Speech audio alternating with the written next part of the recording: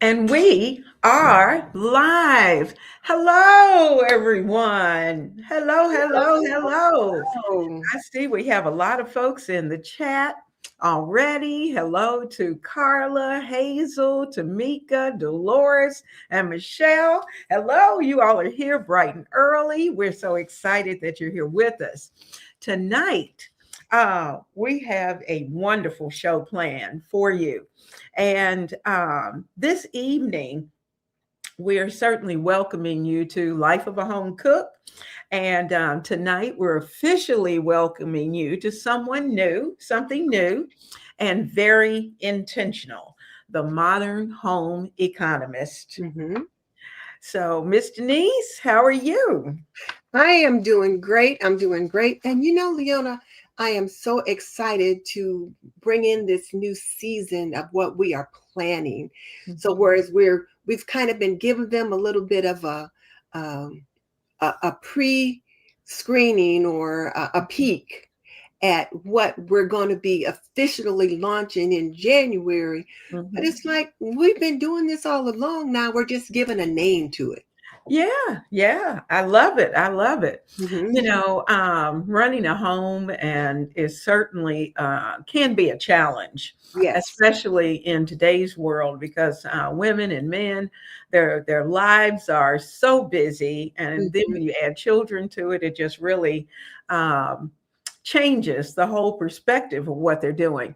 So, for generations, to be honest with you, we talked a little bit about home economics and. Mhm. Um, it was far more than just cooking and cleaning, and especially in the past.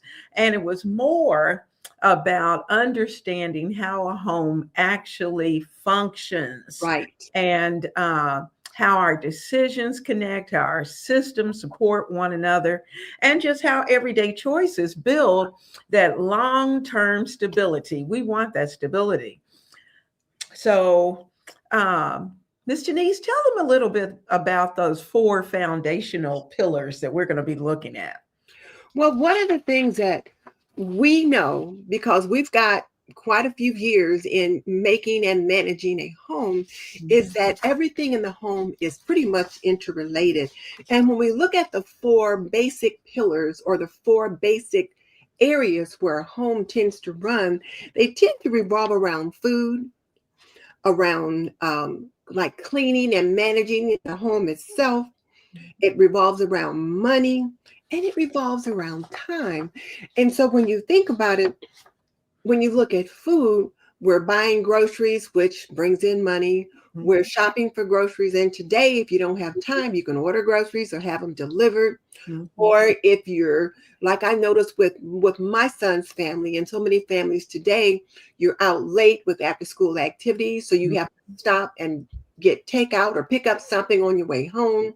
Mhm. So there's just so much that's involved. And I know one of the things you're going to talk about as we move through this new season is that for those really busy families, and I've really got a more in-depth look at what the busy families look like today, because they don't look like the families of when we were raising kids.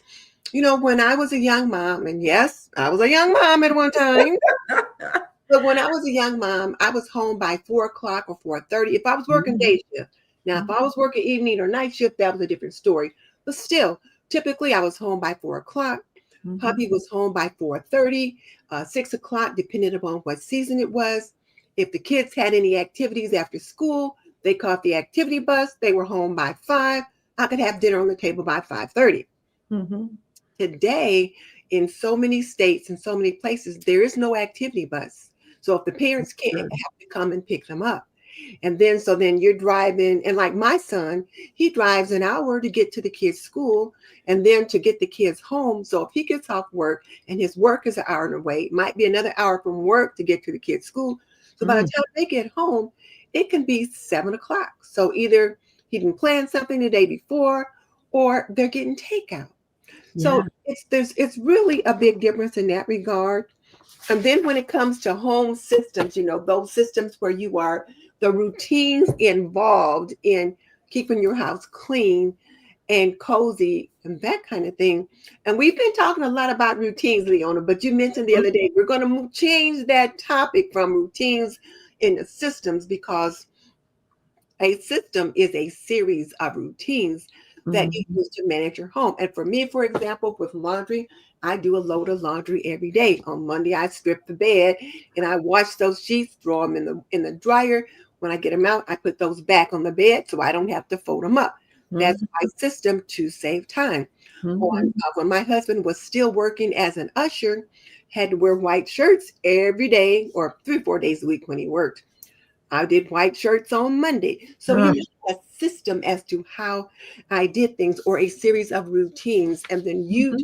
you've been talking lately about um, Act Two with some of the meals you've been making, that Mhm. kind of thing. So, these systems are not separate, as you mentioned earlier. Mhm. They do overlap, they spill into every area of the home. And it's just something that we really want to touch on this upcoming season, starting today. That's right. We That's did start a little bit last week. I don't know if we. right. We did. But we didn't make it official. Yes. But Yes. another thing is that in talking about food, we think of course going into the kitchen, that it's just about going in there and just preparing a meal.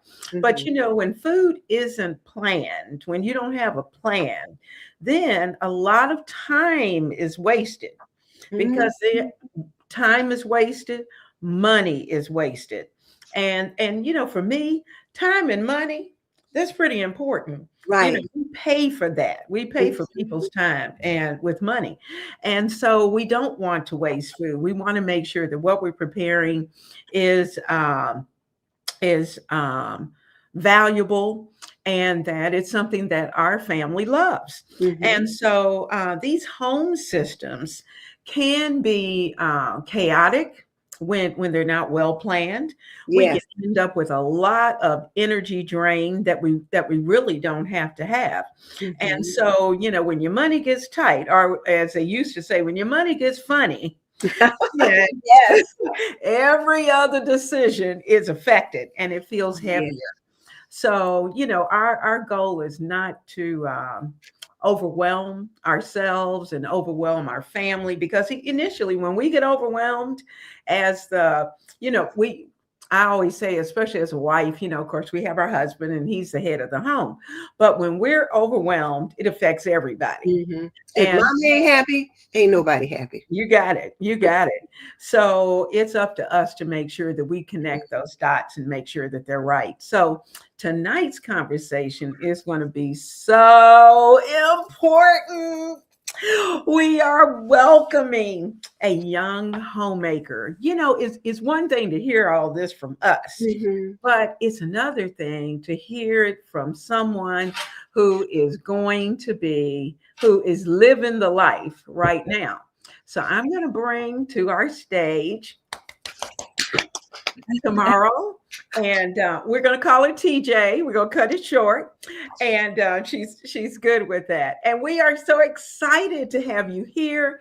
And those of you who are in the chat, you have seen her as Duncan Party of Six. Yes. So um, Denise, you want to welcome Well, I TJ? want to say welcome, TJ. Welcome, Tam. I've always called you Tam because, that's what I saw your name. But welcome to our platform. And I'm just so excited that I get to actually meet you face to face, so to speak. And as you mentioned earlier, Miss Leona, we've always known you as Duncan Party of Six. So now we can actually put a name to that face. And so I'm really excited about that. I'm really excited about that. And one of the things that we're going to talk about, well, let me let you, because Leona, you know how I can be. So I get to going, say, Denise, because I'll be, So go guys, ahead and talk. it's so funny. I told TJ yesterday, I said, girl, just be comfortable, because that's what we do. It's like it's girl talk and it's girl time. And so we want to be able to talk about life as a young homemaker. Mhm. And at this point to all of you who are in the chat. We're going to kind of focus here now. It's not to say we'll come back to you because we know you're there, and we certainly appreciate everyone who is in the chat. But we want to get started. Yes. So, TJ, Yes, how are you? I'm doing well. And I want to say hello, everyone. And I want to definitely thank Miss Leona and Miss Denise for giving me this opportunity. Only because I never imagined I would talk to you guys, face to face, so to speak. And so this is surreal. And so I'm grateful just that you're willing to share your platform with me. And so I'm looking forward to this. A little nervous, but it's okay. I'm gonna have a good time. We're gonna have a good time. Yes, we are. Yes, we are. Now, we started out just now. Of course, we've had the pleasure of talking with TJ through YouTube and the comments and emails and those kind of things. We've had a chance, and we really feel like she's kind of our daughter. We've kind of taken her under the wing, so to speak. But TJ, why don't you just tell us a little bit about your story? Sure. I'm a small town girl here from South Carolina, Honeypad, South Carolina, to be exact. I'm the only child.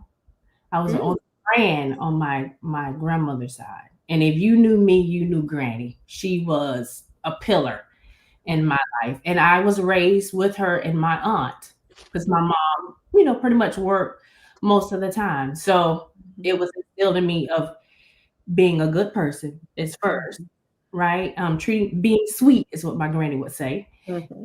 So that's small town girl. Went through high school in a small town. I graduated from USC, go Gamecocks. I met my husband years later. He was stationed here at Fort Jackson. And then he took me to a very cold place. I had never left home before then, Fort Drum, New York. And by that time, we had our daughter, Jordan, who's now 14, and I was pregnant with my son. And I was fortunate enough and blessed enough that my mom was willing to go with us because I was the only child, so I didn't have to share. And I was taking the only grandchildren with me. And so she went and she stayed with us for a year. And so with that, I still had my safety blanket. I still had my safety net. And about a year after that, she had to come home and take care of my granny because she beat breast cancer at that time. And that was really the first time I was like, okay, I'm going to put my big girl pants on because at that time, my husband was then being deployed to Afghanistan. So, okay. So I had two small children at the time. And initially I was like, I'm going home. I'm not staying here. It's cold, and truth be told, the Holy Spirit's like, no, stay. You can handle this. And I did. And so I think that was the beginning of me knowing that, I can do it. I can do it. I didn't know what it was, but I knew that I could do it. And so fast forward, we were able to come back home, which never happens in the military. But my husband said, okay, we can go to Germany or South Carolina. I was like, don't play with me. I want to go home. And we were able to come home, and I was blessed to have my granny for a few more years. So I used to call her, hey, Granny, how do I do this? How do I do that? And so fast forward a few more years, my husband's ready to retire. He was like, I think I want one more. I was like, absolutely not.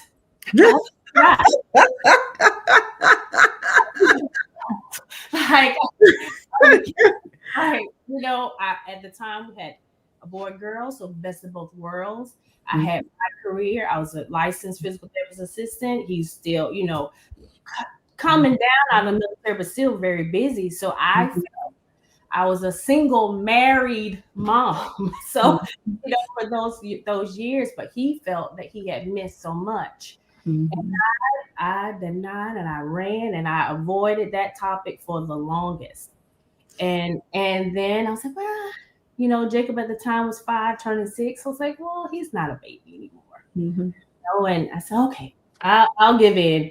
And he wanted a junior. I was like, we should have named Jacob John. I don't understand. But I gave in, and God gave me 2. buy one get one, and at that time I just didn't know. Like I just didn't know. And in the same time, now we're in the middle of a pandemic. Mhm. So our worlds were just it was so uncertain, but not just for our home, just for the Mhm. and so um I just did I had to we had to pivot. And Mhm. so during COVID, a lot of the physical therapy aspect of just surgeries was Mhm. dwindling. And and so by that summer, before everything really just took bloom, I was ready to go. I was over those masks. I was over those gowns. I was over all of it. I was worried about bringing things home to my family. Mhm. So when they could not support all of the therapists, it's like, hey, Mhm. I will go. I will go. Mhm. And so never once before that had I saw myself as a stay-at-home mom, a mother of four. You know, Mhm. I was raised to be, of course, independent, have your own, do your own, do Mhm. yourself, and I worked hard, 2 degrees, but now I'm here. I'm like, now I have 4 kids. And not only 4 kids, but now, I'm noticing I don't want my babies to go back to school in this pandemic. And I'm noticing that their education is not up to par to where I want it to be. And so we start looking at that as well. And so then homeschooling came. So it was just, I don't, if anybody had a polled and asked me this as a young sophomore in college, and I put money on it, I would have lost all of my money because you could not have told me this is how, life would have. And once I got into it, I realized like, I like this. Mhm. Some of the conversations that I would have with my friend and who was a therapist as well, and I always felt my patients got better, the best of me, and my family got Mhm. leftovers because we work Monday through Friday, and when you have patients, and I worked with the geriatric population, and so I poured so much into them to get them home, rehabbed and home. By the time Mhm. I got home, it was leftovers, and now I got to make sure you're doing your homework. You got to get back. It was such a rat race. So we were living, we were not thriving, so to speak. Mhm. So Mhm. COVID made us stop and slow down. We really looked at everything, and we had to readjust, and we had to pivot. And I realized like my true ministry is home. You know, Mhm. so being home, I enjoyed it, but I felt guilty for being home. Mhm. Oh. I need that. Um, it wasn't until my mother-in-law told me, she said, "Listen, you won't have your kids until for 18 years. You can have your degree, you can have your career, you can always go back." Mhm. Freed me from that. You see, because I felt like I had put so much time, I had put all, and so was I willing to take a back seat? And so I had to realize that some of that was just pride. It was some of it was pride, and some of it was, I can go back, but I will only have my babies for 18 summers. And so Mhm. once I heard that from someone that I respected, it almost kind of lifted that, you know. Mhm. Mhm. And after that, I was all in, and I researched and I watched women like you, and if I'm gonna do it, I'm gonna do it well or do it my best. Let Mhm. me interrupt you for a second, TJ. So, as I listened to you talk, one of the things you said was you felt guilty about being Mhm. home. Now, Mhm. why did you feel guilty about being home? Well, I won't put words in your mouth. So, why did you feel guilty about being home? Well, some of the guilt was, I think initially, especially as a military wife, Mhm. that worked. Sometimes I assumed that military wives that didn't work were just they were lazy Mhm. or they didn't do anything, right? And Mhm. and Lord forgive me for that judgment, because I learned, oh no, you are busy all day. But then I also would feel guilty, to allow myself to rest. I know how my day would go, but when my husband came home, I didn't want him to assume that I was just sitting around, you Mhm. know. And then the guilt came from also is knowing that I worked so hard for what I wanted to achieve and I accomplished those things. And am I now going to put that on the shelf, lose my independence, so to speak, or lose my identity in this of being a wife and a mother? And I had to learn that my identity was God's daughter. My role is just John's wife and the mother of 4. And once I learned that, I was okay. But it took some time, it took some time, truth be told. And I didn't want to appear like I had to depend on my husband, because that's part of that independence. Have your own, so you never know. Keep, so many societal things, so many things that I was taught, So a lot of that I just had to work through. Yes. You're absolutely right. And I think, yeah. And a lot of us have gone through that because I know my mom was real big into be independent, have your own. And her thing was, so if he messes up, you can take care of yourself. That was her thing. You see that head roll? That's right. That's right. And so, you have certainly hit quite a few notes in what you've said, because very often, I think a lot of career moms hesitate to think about even coming home, because you do get caught up into, this is who I am. I'm Mrs. So-and-so at the office, and I'm doing this, and you kind of gain a certain prestige when you're there. And, unfortunately, the stay-at-home mom hasn't been the big name, Right.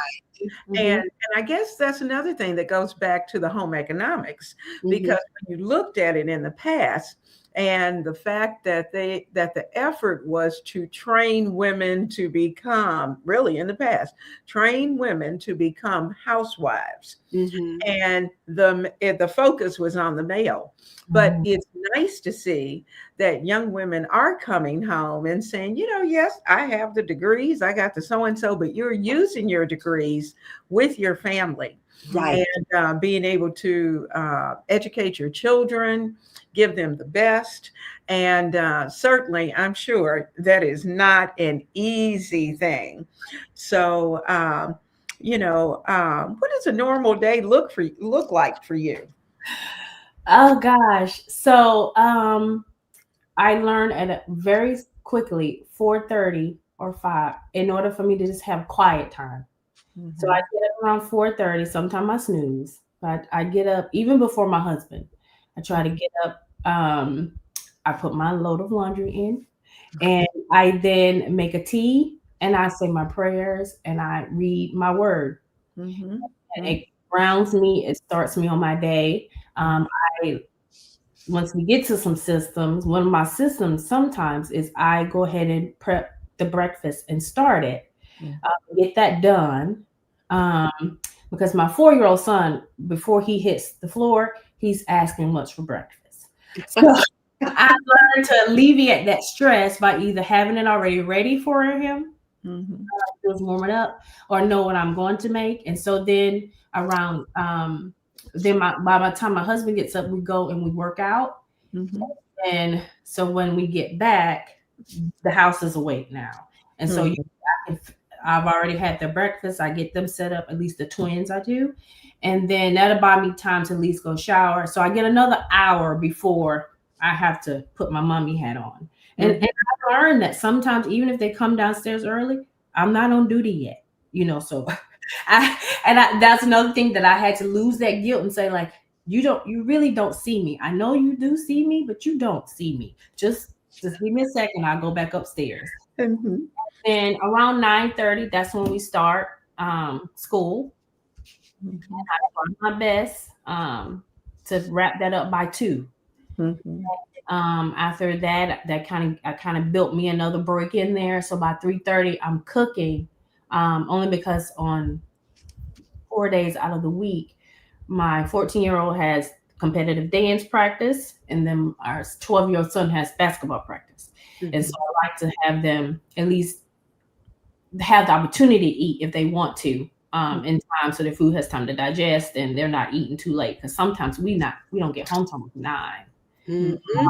So juggle a little bit. Fortunately, my husband is available in the evening, so we can tag it, because sometimes we have basketball and dance on the same day. So it can be chaotic. And so usually by that time, like I try to get the babies to bed no later than 7:45. And how old are they? They're 4. Can I give you a boom? Yes, ma'am. Absolutely. Absolutely. I am so excited when she said between 7:30 and 7:45. Yay. Because I know of so many moms who have little ones at 4 and younger who are still running around at 9 o'clock at night. Or 11 o'clock at night. Yes. They let the kids stay up till they're ready to go to bed. And I tell you, when my kids were younger, I didn't want to see kids after 9 o'clock. I just didn't want to see any kids after 9. I feel that way about my bigs too. And I don't want to see them after 8 o'clock. No. You know, it's like they need to go to bed. That's right. And so be asleep. they have bedtime. So they my oldest, she doesn't go to 9:30, but by 9, I don't want to see them after that. Yeah. I mean, even if they're in their room reading, quietly listening to music. I mean, we're talking about the older ones. You know, quietly doing whatever they're doing quietly.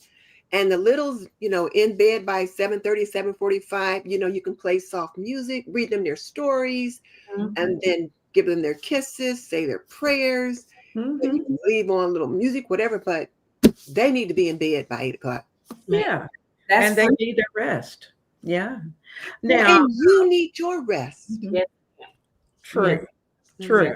Because you've had a full day. I look forward to that time. When you think about meals and thinking about the food system, you know, of course, we're dealing with the planning, the preparation, you know, and any strategies that you may have. Which of the meals is probably your hardest to be consistent with? Oh gosh, probably lunch.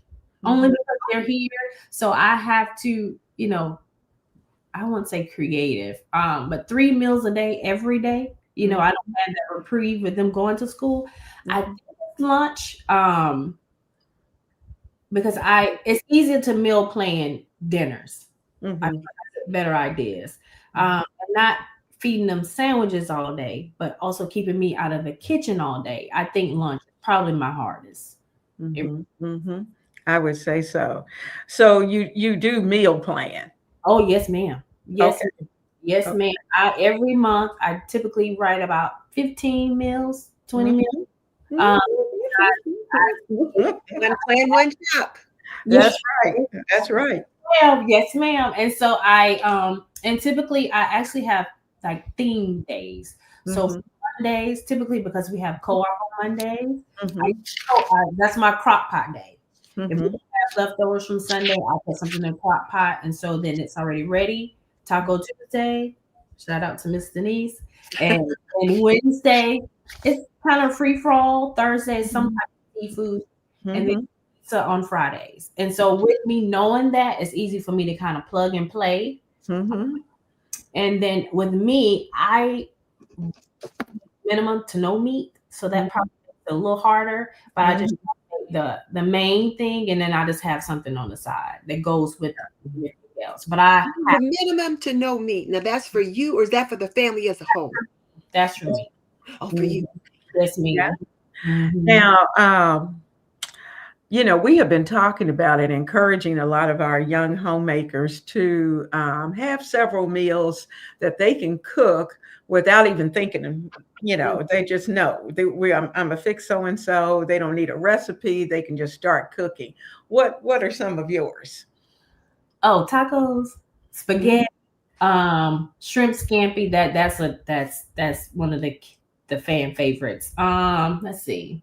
And I enjoy to cook. So a chili, chicken Alfredo. You know, we do the little fire pizza. So we have like a little small brick iron oven pizza. So we'll do those on Fridays sometimes. those are my quick try and trues. I know everybody will eat it. That's not or somebody's picky and we have leftovers or somebody throwing something away. Those definitely are mine. Anything with a pasta noodle to go. Well, now, do you ever do freezer meals? No, ma'am.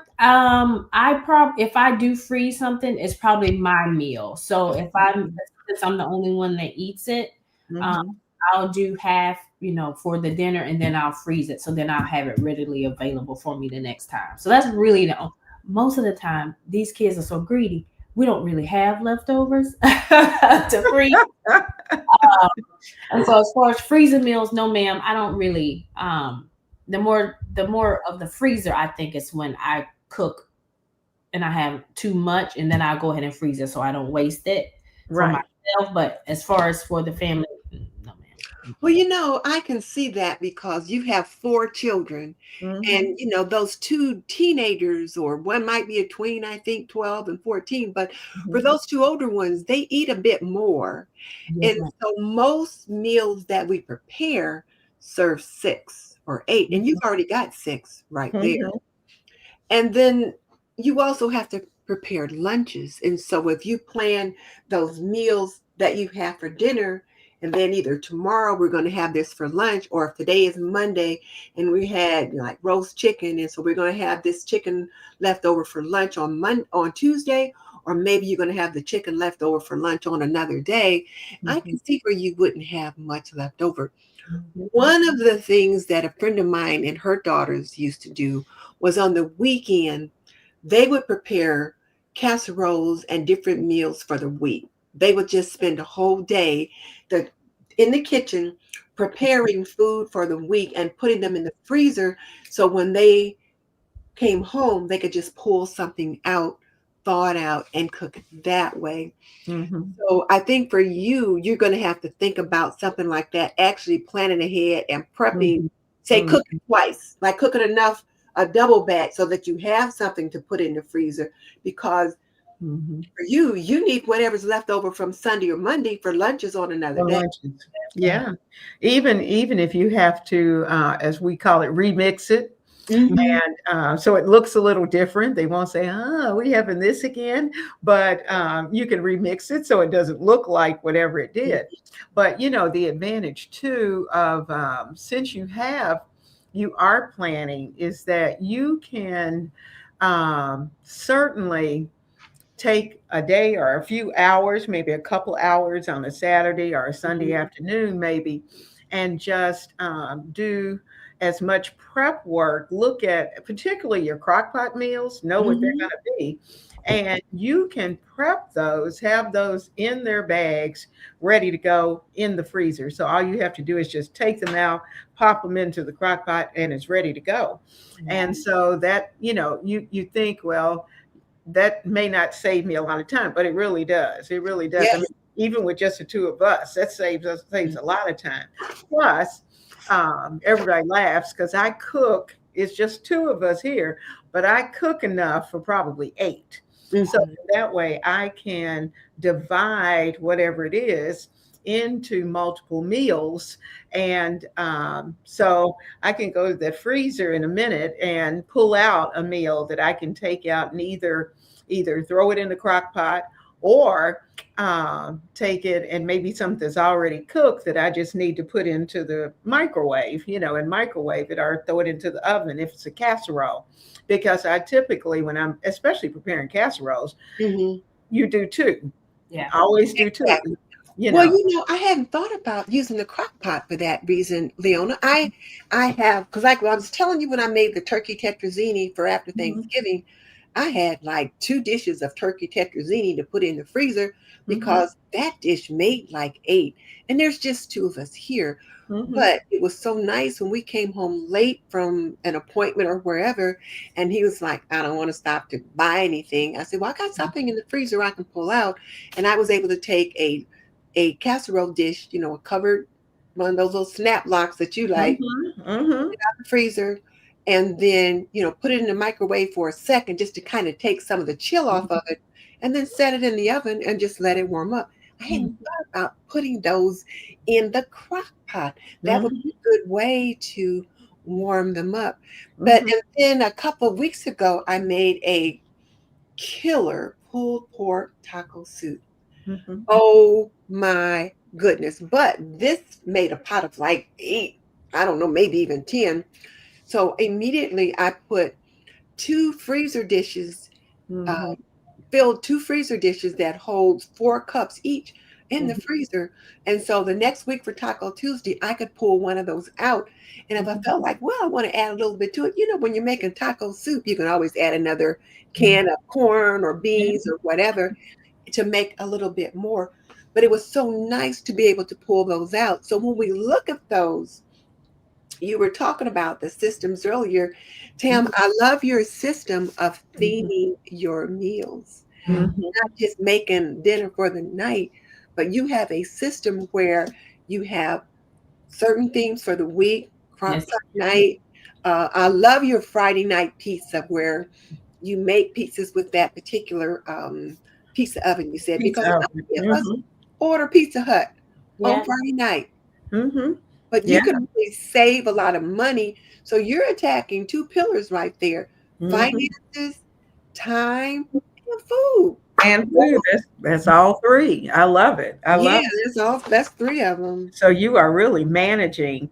Now, when it's very obvious that you have some good teamwork going on, and so tell us a little bit about that. Well, I'm training him too, but I love that. I love that. I'm training. It's a process. I can't say that I don't pick up his socks and shoes too, but Tam, mine is 76 now. He's finally got it. Oh Lord. But it took. He's like, I don't want to have to wait that long. What you say, Leona? I said 249. But yeah. So okay, well at least I know it's not just mine. But no, I think it definitely was. It still is a process because we have 2 different mental loads, right? I like that. 2 different mental loads. Oh, I'm gonna write that down. Where he is his load is outside, providing and protecting. Mine is, if he's the CEO, I'm the COO, so I have to manage everything else. But I don't, I think again with the whole, it goes back to the societal thing where my mental load may not be. I don't think they really know. I don't think you really know. And when you guys, we were going over some of the questions, and he was like, golly, man, you do all that? I'm like, yes. Like, these are things like I have to think about know where your wallet, your keys are, what your schedule is. And I have to, think about Jordan in high school and, the babies and the meals and, and so I think, he's getting it. He's understanding. And if I can say this, he's the first one to say, babe, just sit down. That's why we have these kids. Let them do it, or and for a long time he was like, like, hey, let's get somebody in here to help clean, I'm for it. No way. Like, this is I'm for it. Right. This is my house. I can do it. I don't want to. But when I got pregnant with those twins, I got over that. And I said, like, we can rethink this. You were right. You were right. Let's reconsider. And so now I do have someone to come in, and they clean twice a month. So that helps. So he supports definitely in the ways that that doesn't require work from him now. Don't. Or, if he sees that I've cleaned, like, hey, you guys, your mom is clean, come out of there. But so, but it's I think I had to learn that I had to know what I wanted in order to be able to communicate to him. And that wasn't always something that I did well, and like, did you see me? He just keeps dropping off these you know, gems. and then he come in and put a fork or a dish. I mean, that'll just set. And so I have to understand. He can't support me if I don't communicate. Right. That's I true. can't communicate if I can't pinpoint what it is that I need. And sometimes I don't know. I just know that this is not it, And so it's growth. And we're definitely getting better with that. Babe, I know, I'm getting my clothes, And so definitely, he's definitely better at getting after the kids for picking up their things. And just honoring me and saying like, hey, your mom works hard, appreciate her. So he definitely supports me in those things and making me feel like I'm appreciated and, providing the help to give me those, those days off. But again, that was that ego. Like I could do it. Like, this is my house. And Can I jump in here, Leona? There's a yes, ma'am. So one of the things that so many women will say is, I don't need any help. It is my house. I can do it myself. However, he said, well, let's get some help. Men will get help in a minute for things they need. It is we as women that feel like we have to have a big S on our chest and be superwoman and do it all. There is no shame to having help. Because trust me, if I could have had help when I was younger, I would have had some. Because we need all of there is just so much. And my husband will say, well, babe, like you said, yours said, he said, just sit down, you're tired. I'm like, well, I got this. And he said, well, you always have something else. I said, well, there's always something else to do. That's right. That's right. And, even now that it's even just the two of us. Now, of course, it's not as intense as it was when the kids were here. But, it took a while. And I can say it took quite a while for him to really realize that. And I realize now it was my fault. Like you, I didn't communicate. I was just trying to get it done. Felt like I was the best one to do it. Now I did call in some help, as far as because I was exhausted. Yes. And that's what it takes. But guys will get help in a minute. You're absolutely right for whatever it is that they need. And my daughter adopted a saying of saying, call the man. If it's something to need, call the man because you don't have to do it. And so I think young women are learning a lot earlier that you call for help. Exactly. And I think that we are socialized when we're younger that this is our role. We're supposed to do all of this. And so we don't ask for help because we feel like we need to be able to do this. And many of us watched our mothers manage all of these things. I remember one of my clients used to say, well, I would see my grandmother do all these things and she was always tired and stressed out. And her guy would say, you know what? These women today ain't made like they used to be made. And she said, yeah, because them women in those days was tired and stressed out and worn out. She says, I don't want to be like that. And I agree. And so we have to learn to communicate what we need. Because my husband would tell me in a minute, he said, babe, I used to be able to read your mind, but I can't read it anymore. He says, you gotta let me know. So I think that when you said communicate well, and you said you had to learn to communicate, where does that pillar fit, Leona? Well, communication really has to go. It's one of those really that overlaps all of them. And it doesn't technically, I guess it's time. Because it would have to be time because when you communicate, then you really do. It seems like it improves your system and your time system because then they're stepping up, the kids are stepping up, everybody's stepping up, and you're throwing in together. And that helps. That helps you. And then you have to be willing, as you said, to be able to, okay, well, let me sit down. See, that was my problem. I couldn't sit down. Even if I told the kids to do something, I couldn't sit down. I'd find something else to do. And so, and that's a challenge. So we have to kind of unlearn some of the things that, got into. Um, when we're thinking about the home systems, thinking about, our cleaning rhythms, our schedules, trying to reset. Now,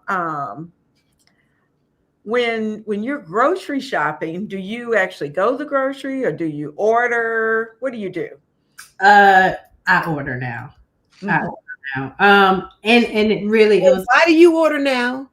because I don't want to take all those kids with me in the grocery store. Well, other than that, does it save you any time or anything? It saves me time. It does. Mhm. It's very Mhm. convenient. So now sometimes I get frustrated because the vegetables don't. It's not what I would pick. Mhm. The trade off. It saves me money. Mhm. Mhm. I'm not in there buying extra. And it saves me time because even, for example, we were in Savannah this weekend for my son's basketball game. And so by the time we got home, I had the groceries on the step. You know, Uh-huh. so I was able to kill two birds with one stone. And so I think I adopted that more so, especially during COVID. But then once the babies were, as tall as I just could not imagine. Um, I can't imagine taking 4 children into the grocery store. Oh and God. I have, but it's just not the most ideal thing. And now that with them being 4, um, they listen better, and I can have that conversation. Look, we're not getting anything. Don't ask for anything. Don't touch anything. Now that doesn't always work. I'm training them, Yeah. and they do behave very well, but it's just a lot. And Yeah. so if I can just take that off my plate, I generally do. And that's when I do my meal plan, I have my list. I just, order it from DoorDash and or Instacart and then voila. So that saves me about an hour or two. Mhm. Yes. Mhm. I tell you what, ordering is the best thing since sweet tea. Yeah. And you're right about, sometimes you may not get things as perfect as you'd like it. Mm-hmm. But what I have found is that several of the stores will allow you to talk to the person who's picking your items, who's shopping your items, and you can. They'll send you a link to say, I'm so and so, and I'm shopping for such and such. And if you have any questions, then let them know. And so I have actually said to them, listen, when you pick out such and such, I want this, Right. or please make sure that you do such and such. Mm-hmm. And particularly because I hate getting lettuce and it looks like it's been beat up. And I'm thinking, you had to see that.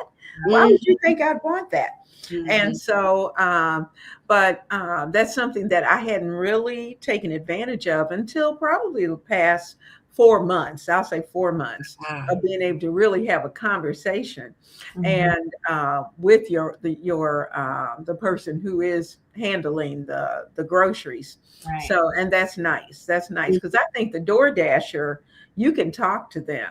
You can chat with them. Yeah, yeah. And so that's nice of being able to do that. And we're in a new world. Technology is great Mm-hmm. and certainly saves time and saves money in the Mhm. long run. Now, when you're doing your grocery list, what's kind of do you look at what you're going to cook for the week, put everything down on your grocery list, and then shop your pantries? And eliminate those things that you don't necessarily need? Or do you just think to yourself, well, I think I have this and I think I have this? What do you do? That's a work in progress. I do a little bit of both. It depends on where I am when I'm doing my list. Mm-hmm. So when I was doing our list for this week, I was in the car, so I was just kind of like, yeah, I'm just gonna guess. And so I am getting. I have a bad habit of just getting, and then they're like, oh man, I already had this. And so I typically, I don't know if you guys know about the app Plan to Eat. And so it's an app where you can save recipes, and then it gives you calendars where you can put in your plan, whatever recipe you want for that week or that day, and then it'll give you a grocery list. Oh, And so and it's called Plan to Eat. Plan to Eat, yes, ma'am. Mm-hmm. Mm-hmm. And so with that, it's like a one-stop shop. Now I'm a writer, so I write everything down too. So I know that's my. But then if there's recipes that I've saved in that app, I can put it in my calendar, and so then I have it on my phone. It gives me that grocery list. So if I know offhand that I have things, I could just check it off. But I'm not consistent enough, like I should be, to check everything first before I go get it. That is one thing that I definitely need to get better at. Okay. I think that's good that you are aware that you have a particular area that you still need growth in and that you're working at it. Because, homemaking is about making progress, not being perfect. These are not Instagram or Pinterest moments. This is real life. So you just have to figure it out for your family. One of the things that I always say is that everybody helps with the after dinner cleanup. And I learned that from Flight Cat. Before, I would just get in the kitchen and start doing stuff, even with just him and I. Or sometimes he would say, well, babe, I'll get the dishes since you cooked. And I'll still come in and like maybe I'll put the food away while he's washing the dishes or whatever. But with your family of 6, everyone can help with the after dinner cleanup. Even the 4-year-olds can maybe plate over to the sink. Maybe they can wipe at the table a little bit. Won't be perfect, but they do some things. But bring it over, or and the older ones can certainly like clean the table, wipe down the counter, even help with the dishes, help load the dishwasher, that kind of stuff. So and even the hubby. I appreciate when you said we have 2 different mental loads, but sometimes they don't mind helping if everybody's working together in that kitchen to clean things up. It's a time where you can all talk about your day or whatever too. So now some husbands won't. Some going to sit there while everybody else does stuff, but he can sit there and talk. Right. Want to participate, but get it done pretty quickly. Yeah, my bigs. I clean as I go. So by the time it's time to clean up, they alternate days. So they know one has floors, one has counters. And then the littles know they bring their plate to the sink in their cup, and then their mat, in the drawer. And so and then my son takes out the trash. So that is something. As a matter of fact, last night, my daughter was in the shower, my son was already in bed, and I went downstairs to make some tea, and I realized that their chores had not been done. So I naturally went and told them to go back downstairs because I did not want to then wake up this morning and that was waiting on me. So I nicely told my daughter, as soon as you get out of the shower, please go downstairs and do it. They're, sometimes they need. Well, my daughter she remembers way more than my son does. Collective memory. Right. And sometimes he has to go back and do it a couple times, but I make sure he does it. Right. And so that is really something they've been doing since they came home from COVID. So when they came home, they were 3rd grade and 1st. And so I already started working with them with their laundry. So that was something that I freed myself from. And as far as kitchen and things like that, that is something, that's not all my job. So I'm trying to, work myself out of some jobs, but I also need help with not supervising so much and redoing when it's not. Yeah. Well, too, and I can say this because this is something I guess I kind of lived through. My mom was kind of a perfectionist in that whatever, you did, it had to be perfect. And, like if you vacuum the carpets, the lines had to go a certain way, back in those, I mean, she was technical. And so I promised myself that when my children got old enough and my kids, one would vacuum, one dusted, and, was it perfect? No, but they were learning. I did not go back and redo whatever it is that they did. And if it was something that, if I knew I had somebody coming over, then I might, when they're doing something else, touch up whatever it is real quick. But because you don't want to discourage them. And you certainly want them to and I would always say, oh, Thank you so much. You have helped me so much. Yes. And they really thought they had done a lot. And I'm looking at it going, oh, well, they didn't hit that corner, didn't do so and so. But Right.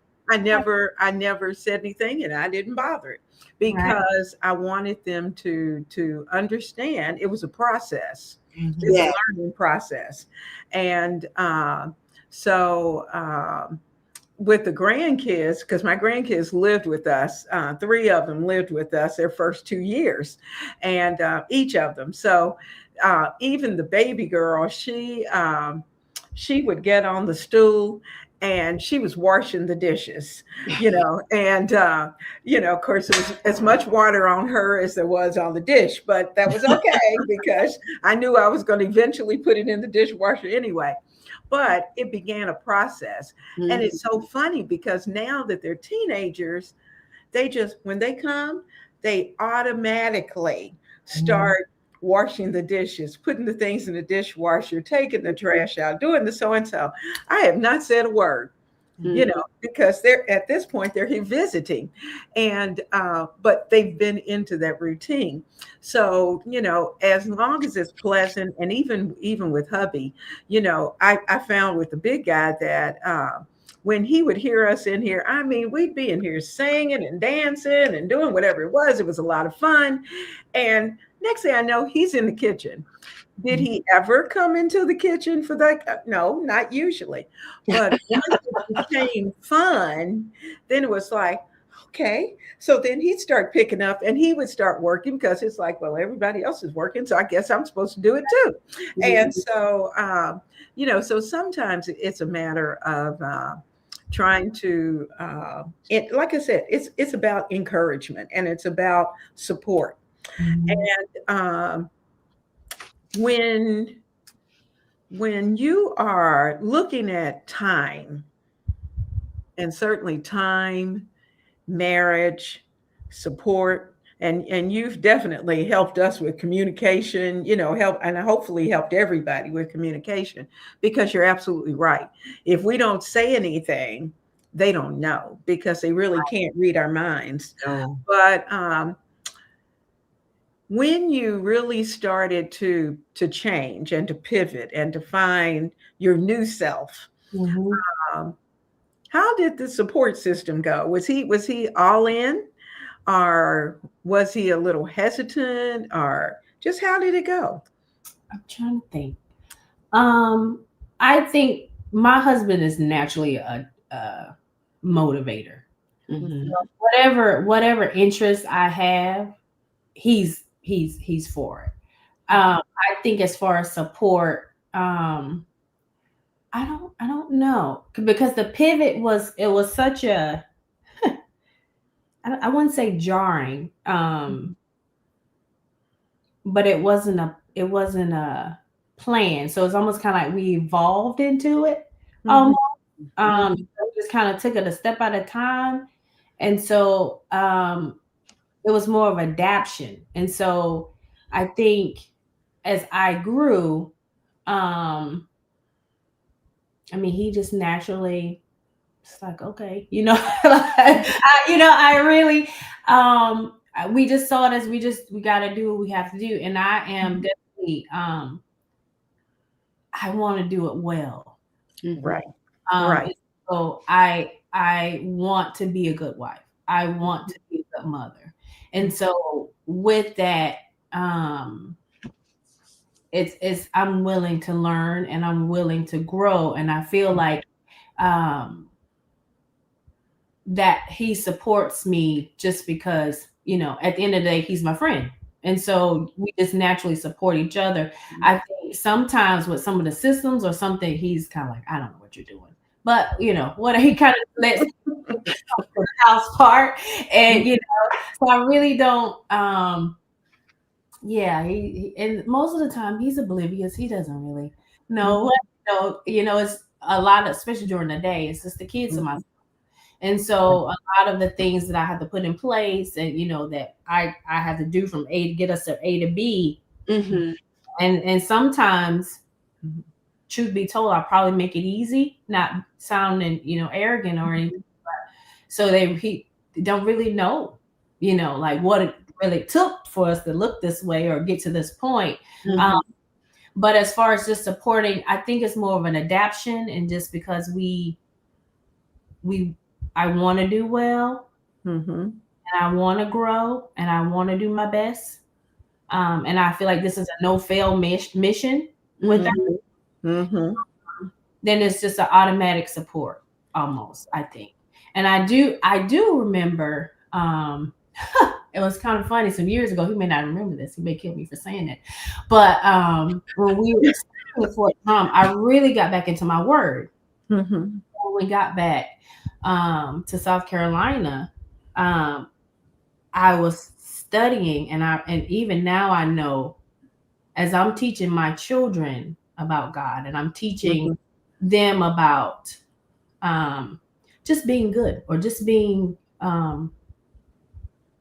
obedient, and being respectful and all those things. And I hear myself as I'm teaching them about God. That's really what God is teaching us, to be good kids, good children that belong, And so one time he said, well, I thought you was reading it to get strengthen yourself to lead me. I was like, no, like that's not, I'm reading this because if I become a better child of God, then I'm going to become a better wife, and I'm going to become a better mother. And so it wasn't that I was strengthening myself to leave or do anything, no, I wanted to get better, and I knew the source that was going to help me with that, So as far as support, he's pretty good with that. That's good. That is good. That's wonderful. Now, before I know you've been with us quite a while, and we are going to go over to the chat in just a little while, but as we think about your journey, as you think about your journey, what are maybe 1, 2, 3 things that you would suggest to our young homemakers who are getting started? What are some of the things that you might suggest to them that would be helpful for them to get started? One, self-care is okay. Oh, good one. You don't, it's not that you're being selfish. And so I had to learn that I can't pour from an empty cup. I'm still learning from that, because I'll go and I'll go and I'll go and I'll go. I'm not worth anything, And so I think that's the most important part. And making it doesn't have to be a once a week type of thing. Kind of build that into your daily routine. So it's 30 minutes or an hour. And that's important just for the quietness. Because especially when you're home and you're with kids all day, you just want quiet. And when your husband get home and he wants to talk, like, oh Lord, like I really don't want to talk. I just want quiet. Sometimes I'll have my AirPods in and there's nothing playing, but I just want the quiet. And so it's okay to say, like, no, give me a minute, or go sit down for 20 minutes, or and I think that's the biggest thing, and that's the hardest thing for me. So self-care is not selfish. And so and the way you can help is making sure those kids go to bed. Yeah, you're right.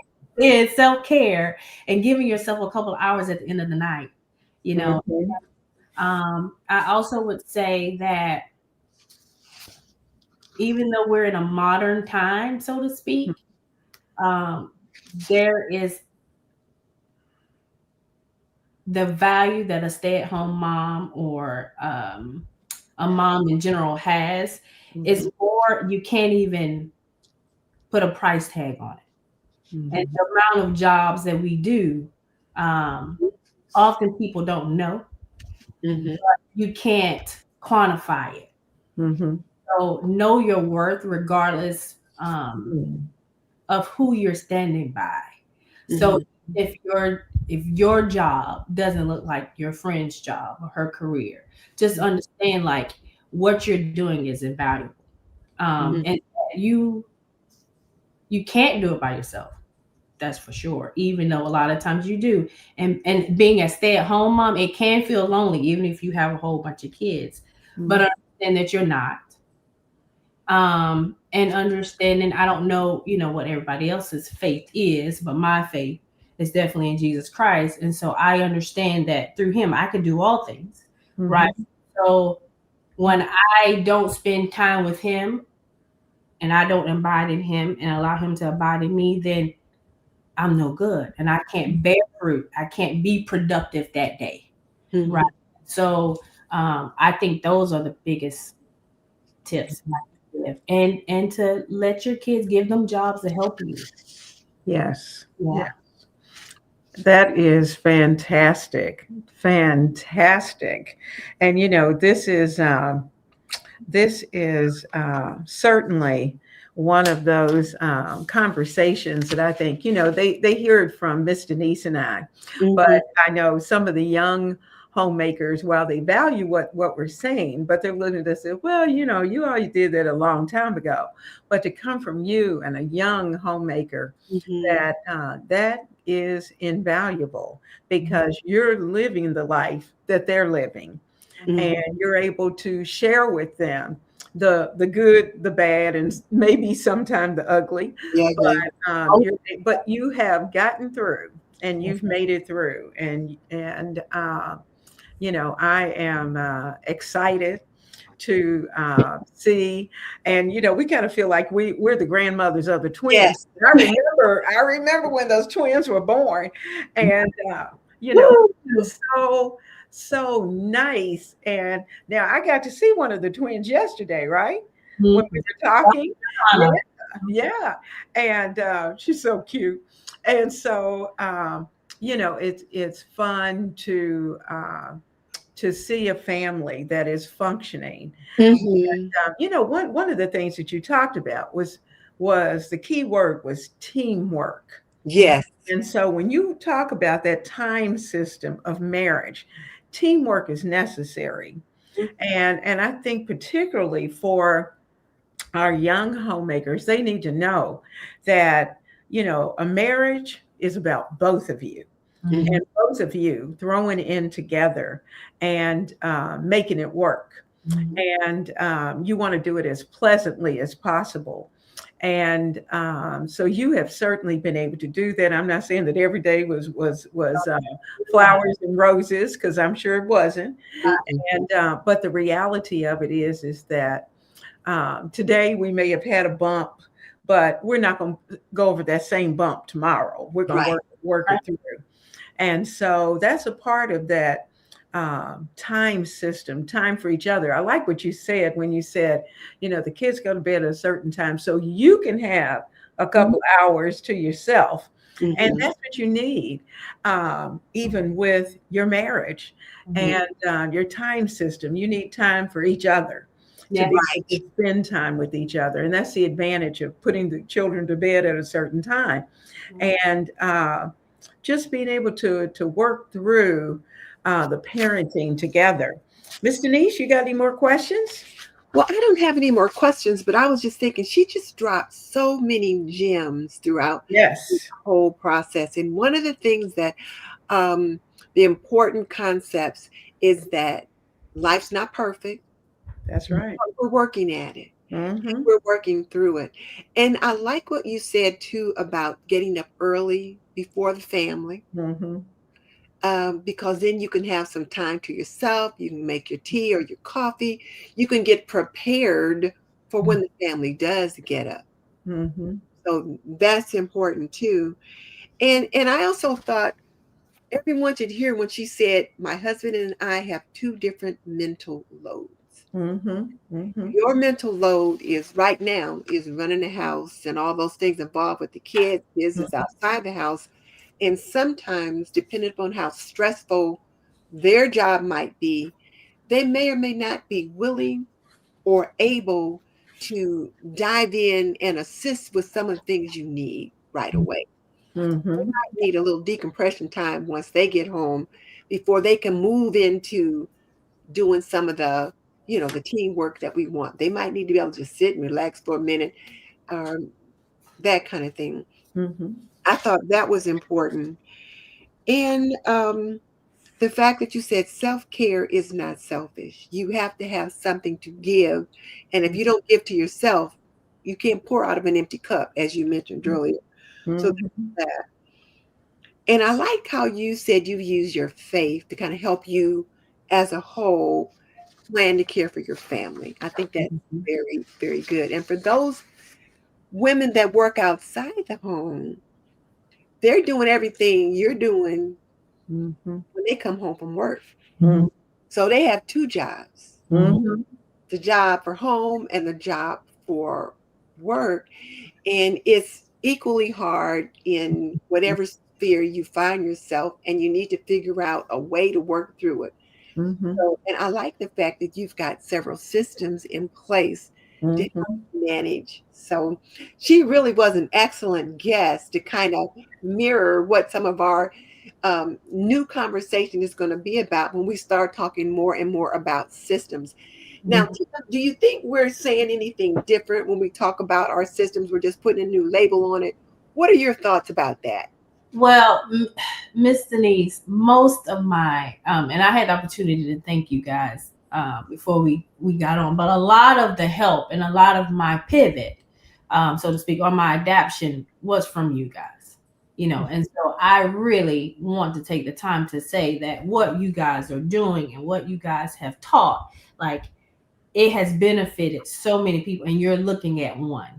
And so a lot of the scheduling and the fly lady, like, I watched all of those. I mean, for COVID I was shut down, so I had no time. I had time, nothing but time. So I watched a lot, and I implemented a lot of the things, even the four corners, Mhm. the daily switch and swat. So I have a morning routine and I have afternoon routine. So a lot of the things I can't take credit for. A lot of the things, I mean, you ladies actually taught me. And then I adjusted some, of course. Wednesdays are usually my day off. It's my will not Wednesday. If my daughter wants me to I go, like that. I will not. If so, that is kind of so, and that's why I get to watch you guys on Wednesdays. That's kind of my reprieve day. Um, but no, I soak up everything you guys have taught and are teaching. Mhm. Well, So thank you. a lot of my We routine, appreciate I it. credit to you, because I didn't know. You don't some when you're in it, you don't know what you don't know. Hmm. Mhm. There's something, there has to be something better than this, when you're not just spinning your wheels. And so, Hmm. and I'm a list checker, so if you give me something that I can plug and play Mhm. for it, and so that helps with the chaos, and the kids kind of understand. Even if it's Tuesday, my son knows it's laundry, that's your day. Wednesday, Jordan, that's your day. And so it helps. They may not always want to be, you know willing participants, but it's on now. It's just automatic, and if we skip it because we have it, um, a rhythm, we can just jump right back into it. So Mhm. I don't know. Did I answer your question, Mr. Denise? Yes, you Oh, did. You did. Thank you very much. And Yes, I you did. appreciate your kind words too, saying that Miss Leona and I have been instrumental in helping you figure some things out, because that's what we want to do, is help Absolutely. young homemakers figure it out. Mhm. That's true. And we've been able to see tonight that your purpose, you found your purpose, Mhm. and you found the value in what you were doing, and that enabled you to make that pivot. Mhm. Because you could see that things, of course, COVID didn't help, Yeah. but you certainly could have gone right back to work and gone right back into what you were doing. But you were able to see the value in spending the time with your children. And And, you have been very consistent in what you've done, and you're faithful in what you do. You develop systems and you do them daily, and you just have good stewardship. So that's a good thing. You were saying something? I wanted to for women that do decide to come home or are already home, I do still have my license, and so you can still, you don't have to give up everything. Mm-hmm. So if once my babies are gone and grown, the twins, and I decide to go back, I can. And I also told my husband, like, listen, you don't have to work yourself to death. If I need to put my scrubs back on, I can do that as well. And so we can be, and do what is needed for our family. And so I just want them to know that. I didn't give up everything. I worked too hard for that license. So I get it. I get it. yeah, I put it on the shelf, but if I need it, I can take it back down. That's good. That's good. Yeah. And I think too, we want to make sure that everyone recognizes the value in your husband recognizing your value and being in the home and handling the home and the children. Because if you weren't there, the amount you'd have to spend to get someone to do all the things you do is completely different. And sometimes we as women are hardest on ourselves or other women. We don't support their journey. We might be like, oh, she need to get a job, or I don't know why she's not working or whatever. But and we can do that to ourselves, to our own, so to speak. And that's not the best thing. But if your situation is where you have the luxury, and it's a luxury, It is. being able to stay at home with your family and do the things you need to do to manage your family and support your husband and your family, more power to you, and good on you that you can do that, because there's others that would like to be able to do that, but for whatever reason, whatever life circumstances, cannot do it. That's true. And that is so true. And you got your meals, you got a plan, you got your kids are fed, they are definitely happy. You've been able to still continue with their activities. You've got a life, and you've got a beautiful life. And it's fun to see. It's fun for us to be able to look at, and kind of gives little glimpses of where we were at another time. Yes. And even though I have to say I was working and trying to get all that done, but I sometimes, if we talk about having regrets, my regret was that at a certain point I could have come home, and I opted not to because I was enjoying what I was doing, so I didn't. But now that we've gotten past it, the kids are still happy, and I can see a lot of what I did in them. And so that's going to be the reward in the end, to be able to see them being successful and doing the things that need to get done. We are at a point, we have been going quite a while. Oh, yes, and I know those of you who are in the chat, most of the time we're chit-chatting back and forth with you all. And I have to say that I'm so excited that you're here.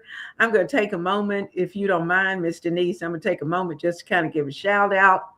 I see that we've got a birthday girl that yeah, 70. Yay! And glad you're doing better. Yes. And everyone's saying hello to Tam. And so we and see, they've gotten used to hearing us say Tam. So yeah, everybody's saying Tam. But we are glad, certainly, that all of you are here. And Bonjour, Mama is saying, love hearing wisdom from a woman who has lived this life. And that is just wonderful and certainly encouraging. And Doris is saying she's so excited and happy that she caught the live tonight. Debbie Shelji, I'm not sure, but Debbie, anyway, she says she just loves us both in hearing the wisdom. And keep it simple pleasure, Sue. She's saying that sleep is so important for everyone, and that's so true. Our children need to sleep. It just, it's a part of their growing. Yes. And pray your way through, says TJ. It sounds like you're managing well. And Debbie's Kitchen says she loves her grocery delivery service. She says she's on Walmart Plus. I am too. And she has Instacart as well. And she said she's disabled, but she said it really is very, very helpful for her. And that is wonderful, because I think a lot of people hesitate a little bit with having groceries delivered, but it's a great way to be able to save yourself time. Now, Michelle's here with us. Hey, Michelle. Hey, Michelle. She said she took 6 to the store with her. She said it seems odd going with only 3 now. She said she's a fan of theme meal days, and she said she always cooks enough for leftovers for lunch. Mm-hmm. And she said theme days help to keep track of when something was cooked. And that's certainly a good way as well. I'm kind of a visual person, so I almost always have a calendar running.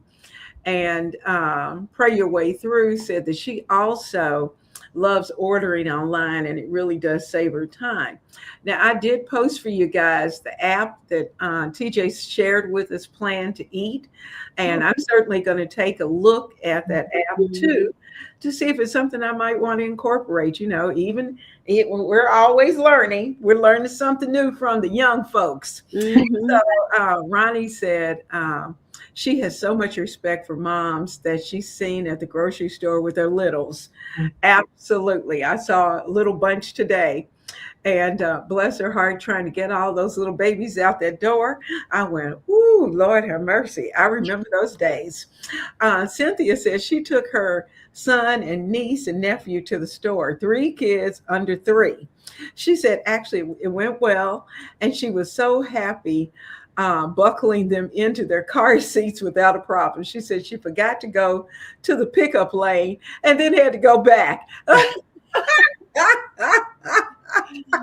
That is too funny. That's too funny. But, you know, guys, you know, we all have those moments. You know, you get so focused. Debbie also said, I think this is the one, that a stay-at-home mom's job is one of, and she continues it here, one of the most important, because you're raising the future. And you're absolutely right. And I love the fact that you're raising them, you're showing them a Christian way, and certainly instilling that spirit into them, even young. Heather said she thanks you, TJ, for sharing your story. She said this live was a blessing to her. Still Iris? Still Eileen? Still. I think still Iris. Oh, okay. She said, hello. And she said she joined late, but she's excited to watch the replay later. And I hope you will. Mm-hmm. And those of you who will be coming to the replay, this has been a very valuable show. Now, before we leave, and of course, my girls who are here, they have already seen, and some of you might have seen, I have a winter entertainment guide that has been uploaded to Etsy and is ready for you. And in fact, let me just share with you, this Saturday, when I do my regular Saturday upload, I'm going to be using the guide and taking you through the week. So you'll be able to see that in action. But it's a nice way. I wanted you to have a workbook, something that you didn't have to draw out, you didn't have to put out, you didn't have to, do all these little extras, but it has everything you need for your special holidays, even as special as a family dinner or a birthday. It could be, of course, it could be a holiday, whatever it might be, but it gives you a place for that, to be able to do the planning, because you've learned through our systems and our pillars that time is valuable. Mm-hmm. And that when you plan, you're saving time and you're saving money, and you're also making sure that you're not wasting anything. Mm-hmm. So I am certainly excited to be able to share this with you. One thing I will say, and I did say this toward the end of this past video, is that as you look through it, as you work through it, if you find that this might be helpful also to have in the next volume, then let me know, because it won't be the last one. I'm working on the next, um, as I would say, workbook for all of us to be able to get through the seasons. And so I'm excited to be able to offer that to you. Um, Miss Denise, this has been such a Oh, great yes. night, a great night. I'm And so glad that you brought TJ on as our first mom guest. So it was really nice to have her here with us to really kind of talk about our pillars and how she's living through each one of them. Mhm. It is. It's nice. So I can just say to those of you in the audience, if tonight has encouraged you, certainly please make sure that you like, that you share this video with someone else. If you know of someone who's young or even not so young who may need the message, because there were certainly a lot of messages, positive messages that were given tonight. And please, if you have not subscribed to Miss Denise's channel, Homemaking with Denise, or my channel, Ebony Ivy Thyme, please do so. And so that this particular message can certainly reach other homemakers. So as we close tonight, we want to be able to come back to the heart of what we do here as the modern home economist. So, Miss Denise, I'm going to turn it over to you. Okay. I'm like, what? Following. All right, let me see. Well, one of the things that I want us to think about for our young homemakers is that as they try to navigate this journey, you're not behind. You're right where you need to be. And you're learning and you're beginning to figure it out one step at a time. That is so true. Progress. Yes. Not perfection. That's right. That's right. And just keep in mind, and just kind of keep it in the back of your mind, that these are systems. You've got your food system, which is really important. Time is a system that is so valuable that we just, sometimes we take for granted. Our home systems are important. And of course, it's all about the Benjamin. The money system is important.